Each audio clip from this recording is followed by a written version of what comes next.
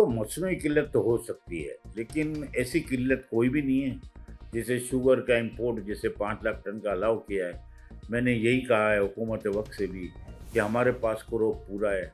5 lakh ton से हिसाब से हमने 26 लाख टन का आधा तो शुमार तो वजीर ख़जाना ने खुद दिया है, और जाहिर सी बात है कि ये हमारे पास मौजूद है, तो हम 26 करोड़ डॉलर क्यों लगा रहे हैं?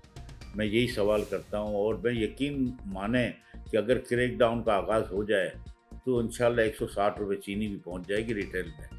इंशाल्लाह ईमानदारी से इक़दाम उठाएं, हर आदमी सोचे हम पाकिस्तान के लिए, गरीब आवाम के लिए सोचें, तो वक्त की रोटी के लिए मुश्किल है उनको सोचें, खुदारा सोचें, खुदारा सोचें।